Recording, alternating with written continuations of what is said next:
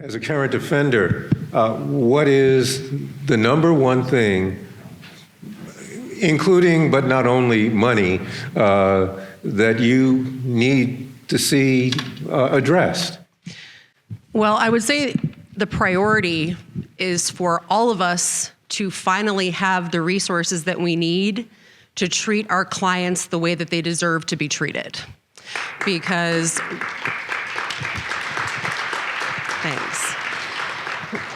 For however long there have been public defenders, there has been a paradigm that we are somehow supposed to be understaffed, underfunded, and under-resourced. And if you want to be a public defender, you're going to burn out in a short period of time because you're going to work your tail off without sufficient resources until you can't handle it anymore. And that's just what you go into this business expecting to do. And what I would really like to see is finally, because we have the momentum now where people are finally looking at this system and understanding how under-resourced we are, that we can use that and turn it into a paradigm shift for the state of Illinois. So that I don't have to sit up at night worrying that my staff are going to burn themselves out and have physical and emotional health detriment as a result of the job that we do, which is a necessary one and one that is absolutely required by our Constitution. So this has to come from the state, because in our counties, we are siloed. We are isolated by ourselves. I'm the chief defender in Champaign County, and I'm lucky because I have a wonderfully supportive county board. And I go to them and they say, man, we really understand why you're doing what you're doing, and we love the dedication that you show to your clients, but I'm really very sorry we don't have anything else to give you. And so this has to come from a statewide initiative, and that is why I am such a huge supporter of the FAIR Act. And thank you very much. Which brings us to Representative Vella, who is one of the architects of the FAIR Act. I think would be a fair, and you introduced it to create a statewide public defender's office. Why don't you give us a little bit of an outline for what the FAIR Act would be? Sure, thank you very much, Craig. So I was a public defender in WBBM County for about 4 years, private attorney, focused mostly on criminal and juvenile for about 20. I practiced most of northern Illinois, down to LaSalle County and all the way over to Galena. I didn't go to Cook County because Cook County is its own beast. I didn't like to touch that.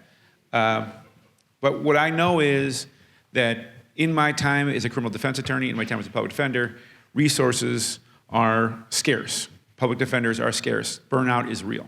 So what the FAIR Act does is, one, make sure that there are resources for the public defenders when they need it.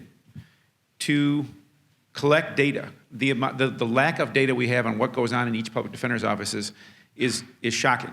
We need to have that data down in Springfield to explain to people how overworked and how understaffed you really are. And third is to bring autonomy to the public defense system. You heard that earlier in the last panel talk about how important autonomy is. So what we're going to do is, A, create a statewide public defender. What that person will do, once appointed, is find a way to, A, funnel funds to the individual county public defenders. B, come up with some statewide ideas of how we're going to be able to recruit and retain new public defenders. When I first became a public defender a quarter of a century ago, I went to NIU Law School. And it was basically, we had public defenders coming out of there left, right, and sideways.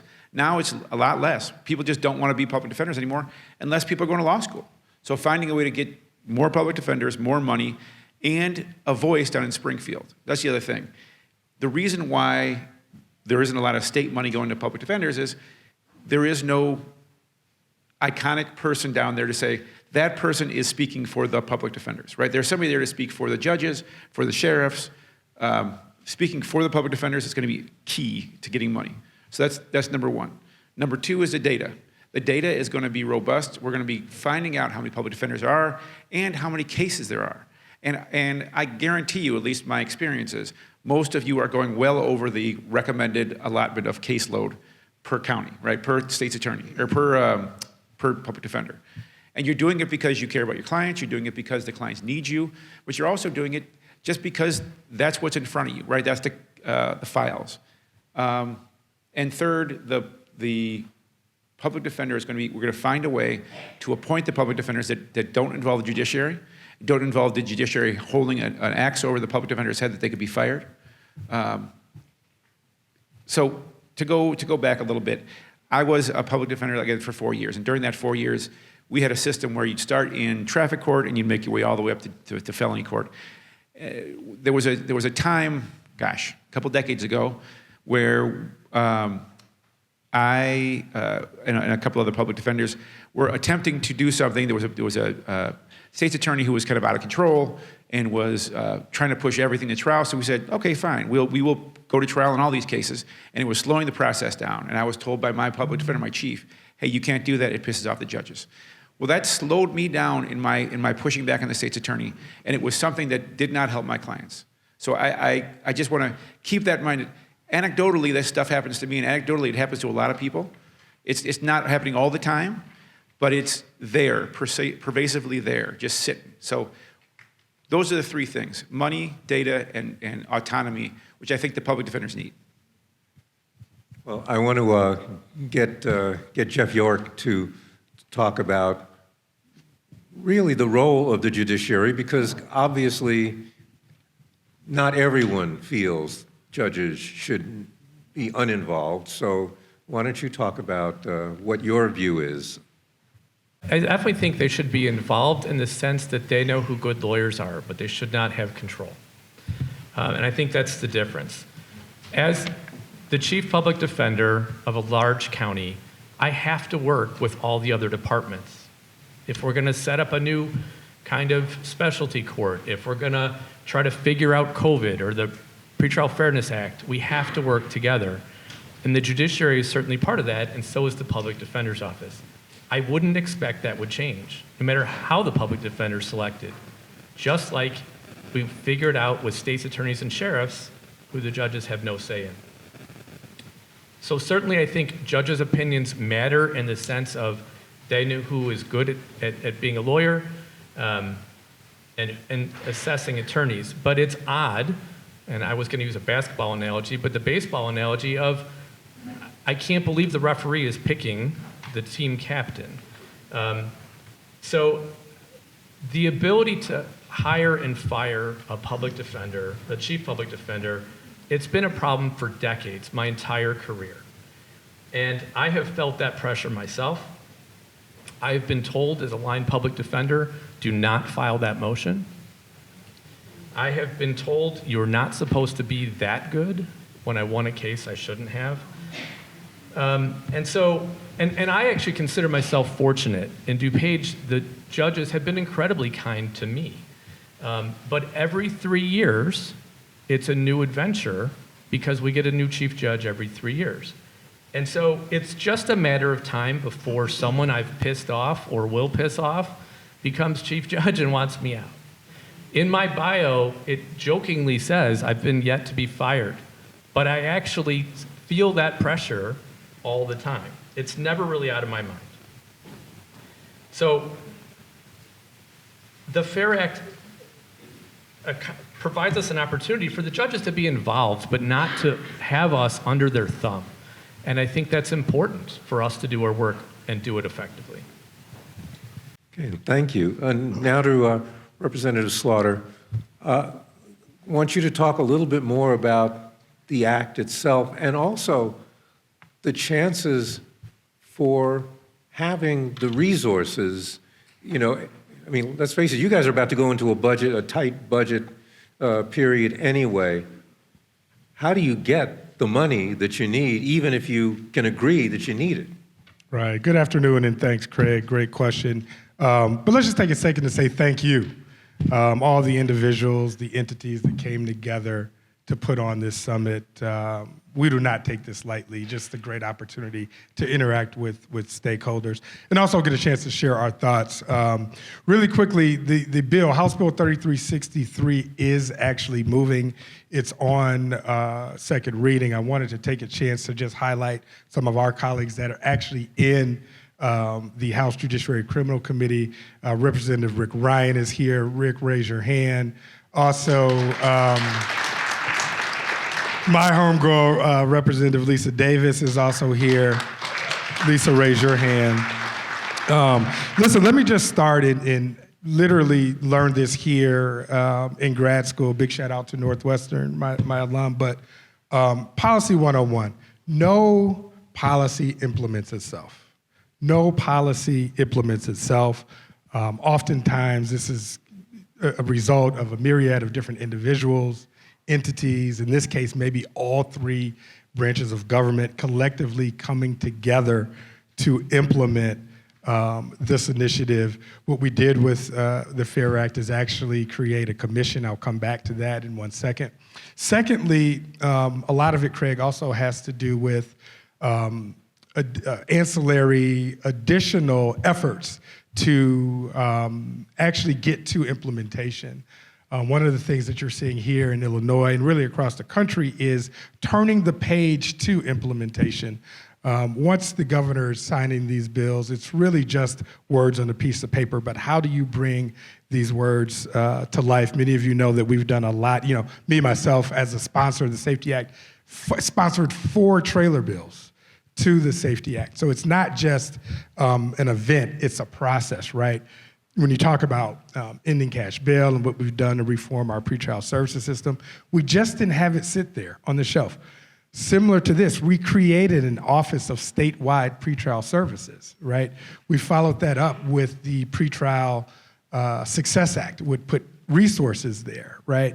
We also passed the Reimagine Public Safety Act, which is really more about crime and violence prevention, but nevertheless is creating that statewide infrastructure and that network that's going to be needed in regards to flushing out those programs and services to really support a pretrial system. And then, of course, lastly, and Representative Vella just talked about this, and Craig, you alluded to it, but where do the resources come from, right? Where do the resources come from? When you talk about mass incarceration and the crisis in the era that we're in, follow the resources. A lot of resources went to creating this crisis. And so now we are embarking upon a new chapter where we are reprioritizing and being more, in my opinion, and I think Rev. Vella would agree with me, being more fiscally responsible in regards to how we operate our criminal justice system. But 2 highlights just of the FAIR Act that I did want to point out.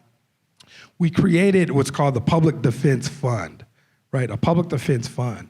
And so when you talk about the myriad of discussions that will happen, we really are going to be looking towards propping up this fund to launch this statewide Office of Public Defense and get it off the ground. But one of the things there is protecting it from interference. Since and I think this is back in 2022, when we established the Public Defense Fund, everybody and their mama is trying to get their hands on this fund. Judges, public defenders, county board chairs, county board officials. What we want to do is ensure that these resources are going towards this effort to ensure that we do have a robust, comprehensive public defenders program system that will be able to touch all areas of our state. We also are creating a commission that will oversee the rollout of this particular office. It's a very robust, diverse set of stakeholders, the Illinois Public Defense Association, the Illinois Council of Chief Defenders, the Governor's Office, the Supreme Court, legislators, community organizations, providers will all be participatory in this commission, right? And so you're gonna have a myriad of different diverse perspectives coming together to, Representative Vella's point, not just kind of flush out what's needed operationally and programmatically, but also engage with the legislature, engage with the General Assembly as it relates to flushing out the priorities budgetarily that we'll need for this office. Thank you. Now, Liz, can you talk about, I mean, one thing we want to talk about are the opportunities. What are the good things that can come out of it? What will be different? But what are also possible pitfalls. I mean, I'm still amazed by the wide disparity of resources. I mean, we're sitting in Cook County, which still is understaffed, but nevertheless is in pretty good shape compared to a lot of the rest of the state. How do you see that balancing out? Well, I think that's part of what the FAIR Act is going to help us accomplish is we're going to have the data to back up what the needs are for each of those disparate counties. Because right now, my case management system, I cannot tell you how many open cases my office has.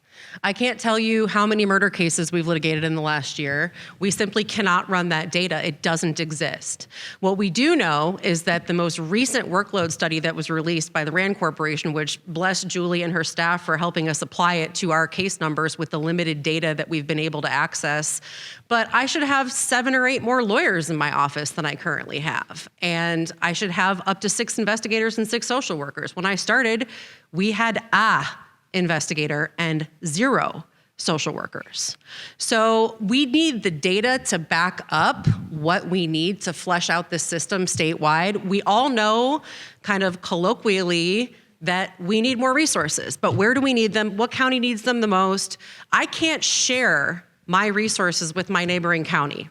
I'm in a good position, all things considered, even though we're all exhausted, but I'm in a better position than a lot of the smaller counties who don't even have full-time public defenders. And so what this bill is going to help us do is figure out exactly how to address those disparities that we don't have the information to address right now. So we all know they're there. We all know we need help. We just don't know exactly how to get it or what the numbers look like, but we will as soon as the new statewide public defender has an opportunity to study these issues. And back to you, Representative Vella.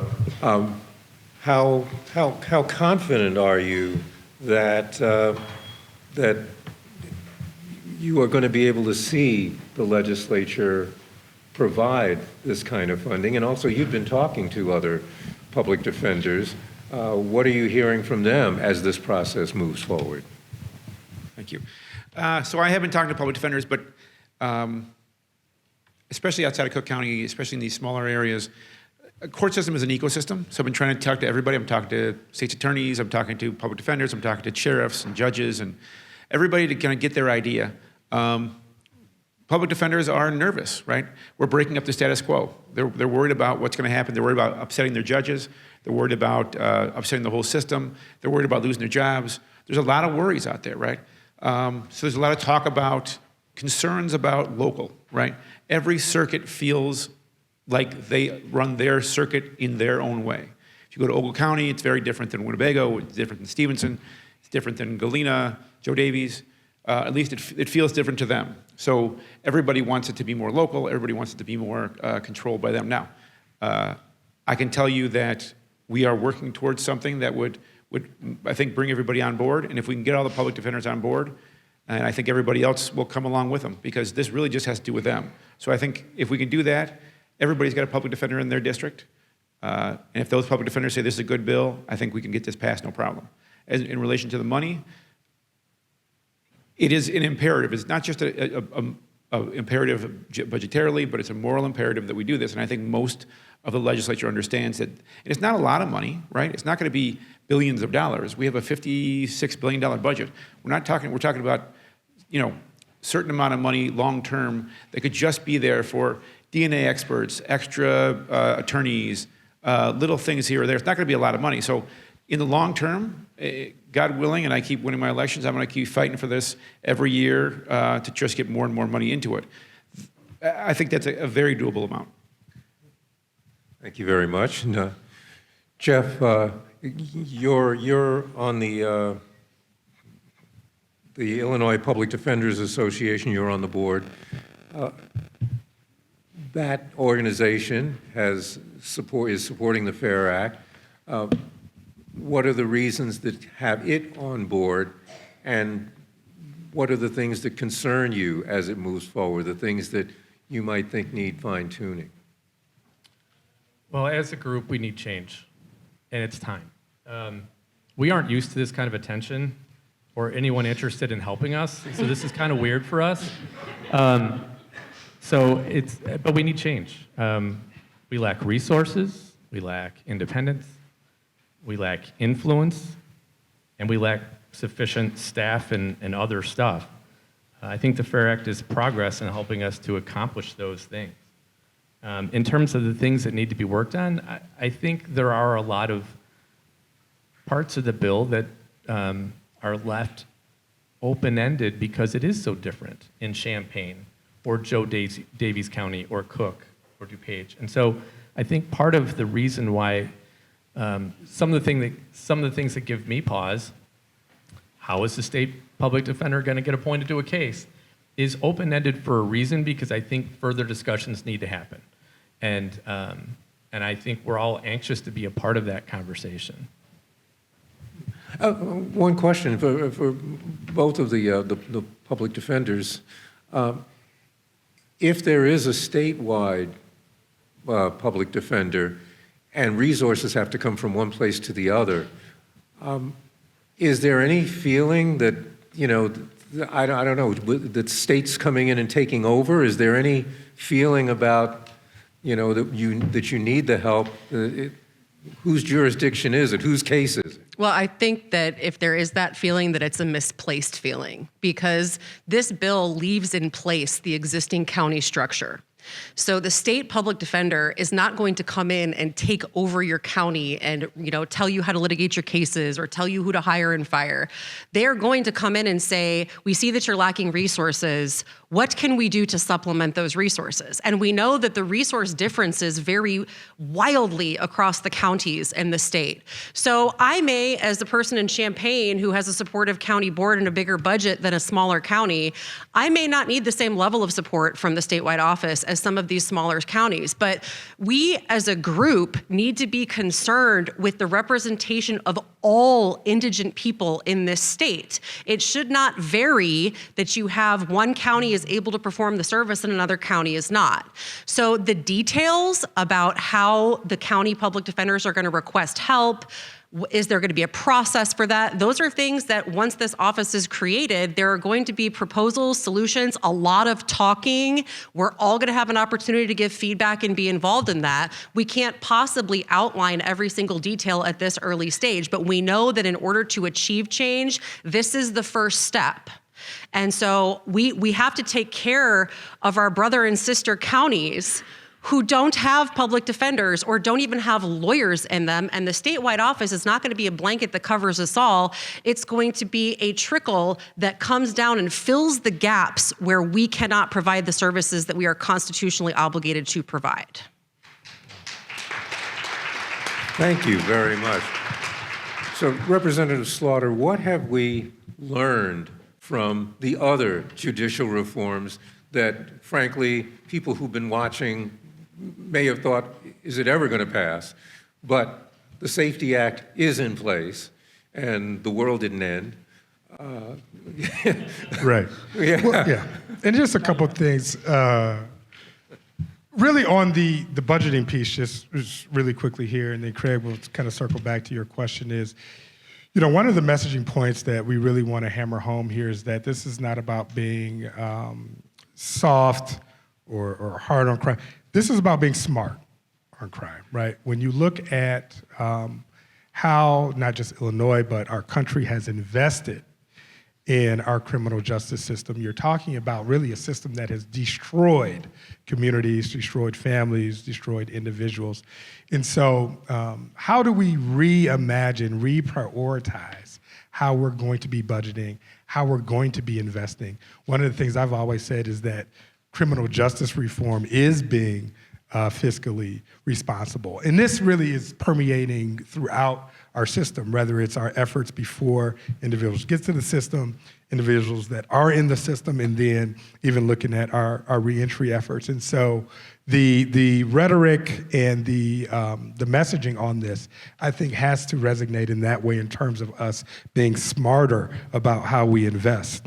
But as we look to balance both safety and accountability as well as fairness and equity, the need for this is just tremendous. I mean, whether it's the little data that we do have that speaks towards the reason for doing this, or even anecdotally, myself, Representative Vella, we have individuals, families that come through, Representative Davis, individuals that come through our district offices, right? We get emails, we get calls about the myriad of different challenges and the need that why we need to actually reform and make these changes. But when you talk about protecting the right of the accused and those who, in the right to counsel and legal representation, we really want to be at the forefront of this nationally.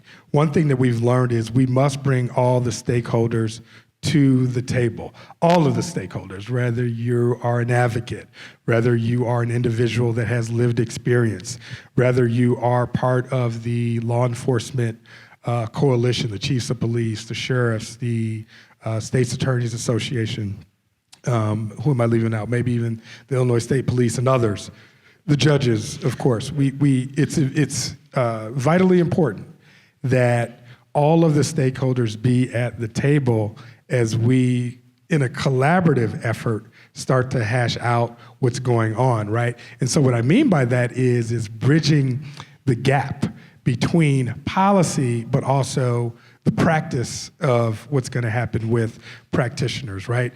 It's been an honor. I know Representative Vella can echo this, to just be at the table, to be able to bring together those stakeholders. It also takes collaboration from the entire legislature.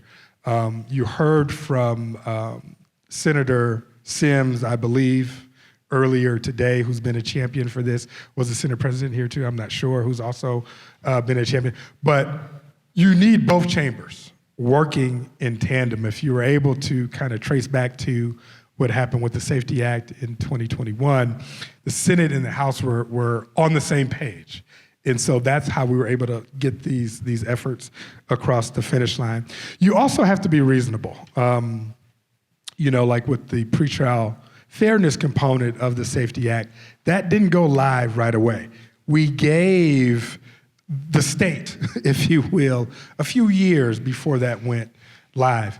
Same thing here, I believe it's 2 years, 2 years, so that we can cross our T's and dot our I's as we launch this tremendous effort.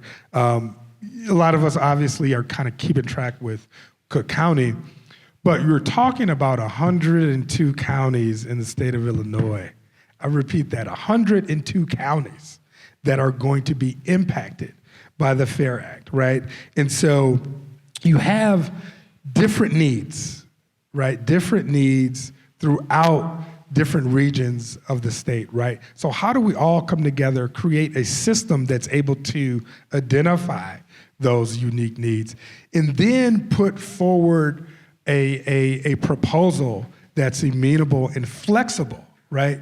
To be able to provide the solutions that these great individuals to my left will be able to implement. And so we have a lot going on here. I would say to everyone, take a look again at the Sixth Amendment report that came out, I believe, 3 years ago. June 2021. It lays a great foundation and a framework for what this panel is talking about today, but we have a lot going for ourselves locally and also nationally in this regard. I think we're one of 3 states remaining that doesn't have, us in Mississippi, okay, that doesn't have a public defender system that the FAIR Act is putting forward. And so, with that, we will take a lot that we've learned over these last 4 years, and we're excited to push forward. In just a couple of minutes, we're going to take questions, so get your minds working on that. But I want to ask a journalist-type question. Back in the old days when I was covering the Illinois legislature, and it was a long time ago, every once in a while someone would stand up and say, "Who wants this bill?" And really the question was, what special interests are pushing for this? I want to ask the opposite question. Who doesn't want this bill? Everything sounds so reasonable. Who are you going to be fighting over the next, Well, fighting, but I'm not sure, but yeah, is anybody not want this bill? I think a lot of people are nervous about change. That's what it is. No one has been pushing back saying, no, public defenders shouldn't get more resources. In fact, most of the judges I talk to and state's attorneys and police and public defenders, everybody wants it. The question is how it's implemented. So the fight is going to be how it's implemented as opposed to whether we have the bill or not. Because again, as Representative Slaughter said, this is not a soft on crime or tough on crime or whatever crime bill. This is just leveling out the system. Currently, the system is a three-legged stool with one leg that is too short, right? State's attorneys have a lot of money, forfeiture money, you know, they have their own budgets because they're elected officials. The judges have all the power in the courtroom, and the public defenders come in behind the eight ball. So this is just kind of lengthening the leg. Most people would not have a problem with that. You know, you talk to county board members, they don't have a problem with it. We're going to have to watch them, however, to make sure that they don't loosen up they're tighten up their purse strings just in case we have some money. But overall, no, I don't think anybody's against it, just messing up their sandbox, so to speak. Yeah, also just to add to that, changes, I think Representative Vella hit all the points. Julie, correct me if I'm wrong, I think the state hasn't done anything here since 1950? Oh, right, something like that. It's been a long time. Right, it's been a long time. It's been a long time. So my point is here, back to Representative Vella's point, is it's not necessarily pushback as much as it is getting all on the same page in a coordinated effort to understand, and then where are we prioritizing? Some entities may prioritize certain components of the bill over others, but all of it is also getting stakeholders to see that, again, this is a process, it's not an event. One of the things that we've done instrumentally here in the state is on public safety bills is come back to the legislature. There's been a lot of major bills since I've been a representative that we've passed, and we don't do a trailer bill. We don't. So we have a track record here of, you know, promoting a collaborative spirit to also say, hey, even when we do get something done, hey, did we miss something? Let's come back and actually, you know, fix it and get it right. Okay, thank you. All right, it's that time. Do we have any questions for our panel? I'm from a small county, 50,000 people in Henry County. I'm the chief public defender there. For 9 months earlier this year, I was completely by myself because my first public defender had left and I've had an open position for 3 years. Every single time I go to my county board, I beg, I plead, I need more money. I have done everything I can to get them. Luckily, with this money coming in from the state recently, I was able to kind of say, I don't care what you have to say, I have a third public defender now. Not that I've ever been able to hire that person, but my question is we have counties right now that are individually, have individually elected state's attorneys. Those state's attorneys are generally given a mandate by their constituency of, we're going to prosecute everything that we can find. We're going to prosecute a little bit. We're only going to prosecute the important things that's backed up by the county board, throwing money at the state's attorney's office that we could only dream about. You say that my salary is 90% of the state's attorney's salary. Why don't we mandate 90% of the state's attorney's budget is used for the public defense to fight against the state's attorney's offices and giving us an ability to do that without any sort of outside interference? We get 90%, it's already the value that the legislature has determined that we are worth. So fine, let's make them, you want to prosecute, that's fine, but you've got to defend as well, and we're not going to give you an option to not do it. Noted. It's an interesting idea. The problem is that money's going to have to come from the county, right? So does the county raise taxes? Do they not raise taxes? Where do they cut? We're trying to supplement it through the state, right? And the problem is your county probably might need more resources than Jeff's county, right? So we want to make sure that you get the money that you need and Jeff gets the money that he needs. So that's what the statewide public defender is going to be finding that money in the state budget, which your county may have X amount. We have a budget of, what was it last year? $54 billion. We can find some money in there for you, I'm sure. They have a budget that they're saying is for the state's attorney's office. Yep. We make them hold up their constitutional mandate to provide them adequate defense. Right. Right. And let me also highlight, going back to one of the main components of the FAIR Act, which is creating this commission and having public defenders like yourself at the forefront of shaping the policy. So this is one of the reasons it's the Illinois Public Defenders Association, Illinois Council of Chief Defenders.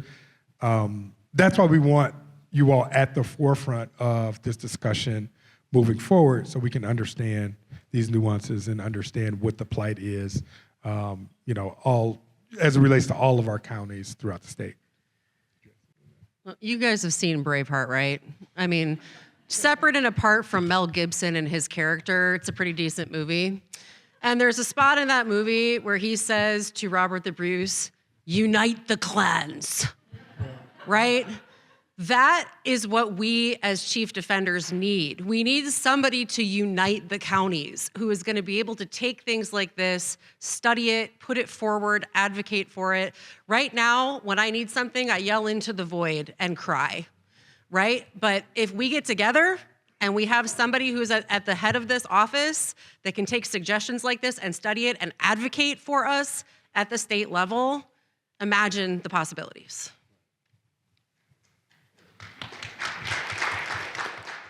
My question has to do with getting public defender needs met, which I'm excited that that's happening, but ultimately to have our client needs met and how that leads to probably a complicated interaction ultimately between the criminal punishment system and systems like healthcare and housing.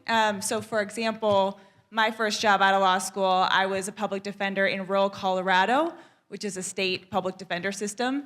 And I was lucky in that I had a lot more resources, I think, than I would have had it been a county-run system. And so I was able to do things like, have the time to get to know my clients really well, to maybe write like a really kick-butt motion to convince the judge and the prosecutor that my client should have outpatient treatment rather than a permanent conviction and incarceration. But I may have gotten everybody on board with that, but that didn't mean that there was any outpatient treatment facility for my client in that jurisdiction, which was the poorest jurisdiction in the state.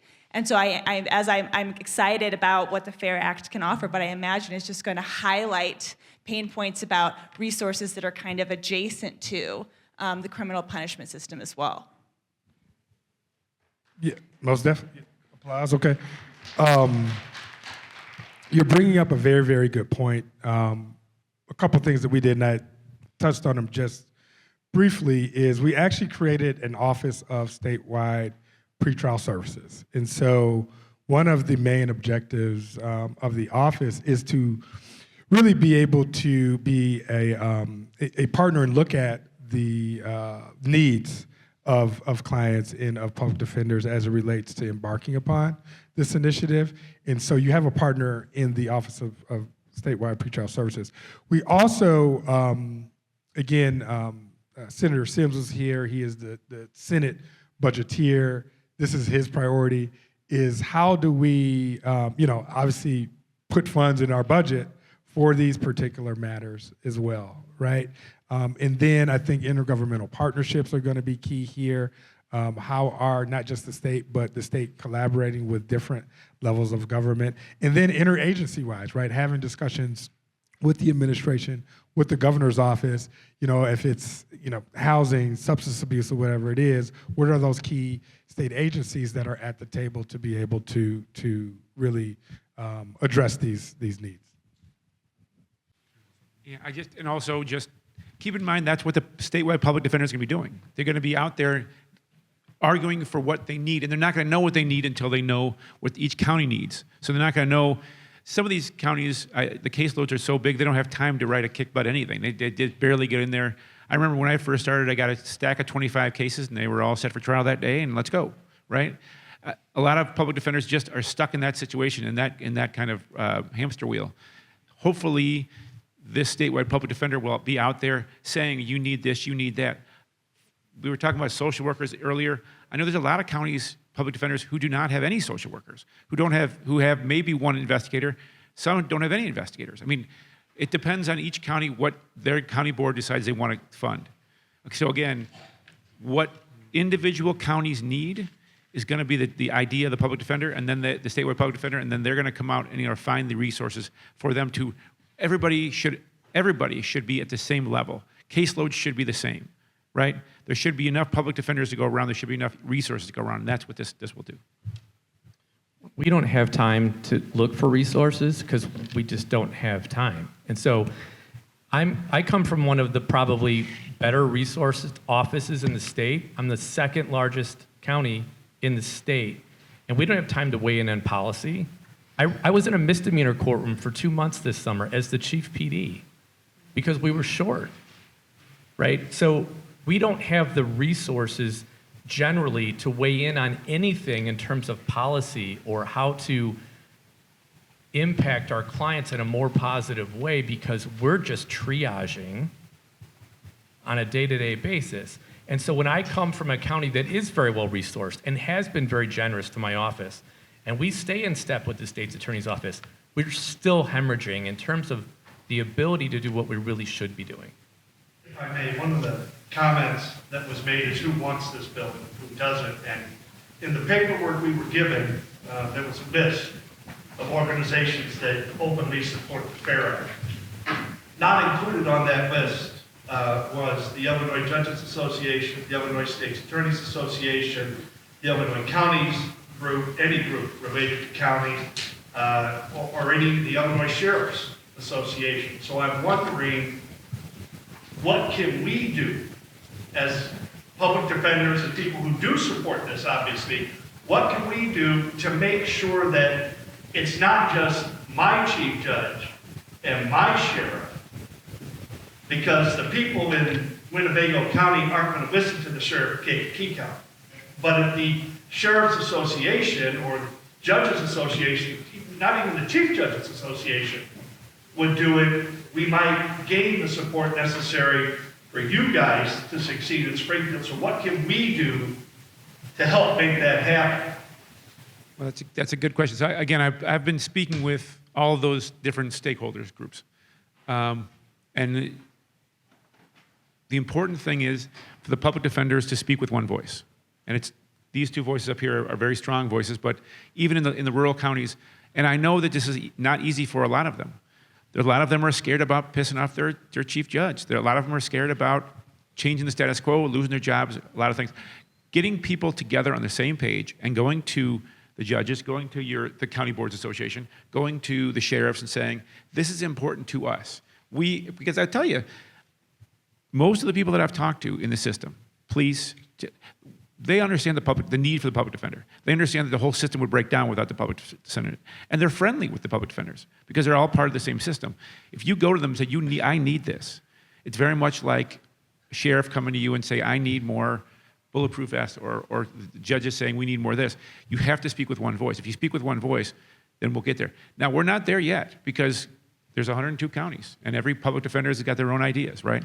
So but we're getting there, and we're going to keep working on it. Thank you all. Thank you.